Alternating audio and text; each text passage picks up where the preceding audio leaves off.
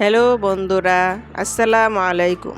আজকে আমি আপনাদেরকে দেখাবো কিভাবে কদবেল ভর্তা করলে বেশি টেস্ট হয়। প্রথমে আমি একটা ছেঁচনি নিব, সেখানে কিছু পরিমাণ কাঁচামরিচ ভালো করে ছেঁচে নেব।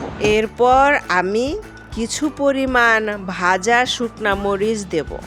এটা আমি আগেই ভেজে রেখেছিলাম। শুকনা মরিচগুলো কাঁচা মরিচের সাথে ভালো করে ছেঁচে মিশিয়ে নেব। তারপর আমি কিছু পরিমাণ সজের পাতা দিয়ে ভালো করে ছেঁচে নেব।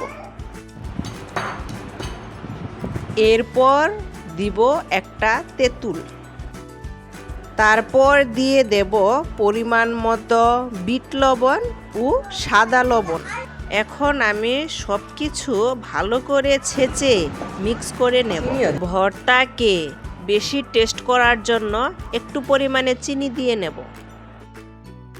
এখন দেব ভর্তাটার মেন জিনিস, সেটা হলো কদবেল।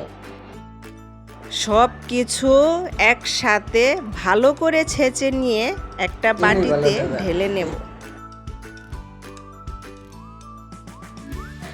ভর্তাতে আমি একটু সরিষার তেল দেব, কারণ ভর্তাতে সরিষার তেল দিলে ভর্তা থেকে সুন্দর ঘ্রাণ আসে। এখন আমি ভর্তাতে এমন একটা জিনিস দেব, সেটা ভর্তাতে দিলে ভর্তা আপনি নিশ্চিন্তে চেটেপুটে খাবেন। এটা হলো কাসন্ত। এবার সব কিছু একসাথে ভালো করে হাত দিয়ে মাখিয়ে নেব। তারপর তৈরি হয়ে গেল আমাদের এই স্বাদের কদবেল ভর্তা।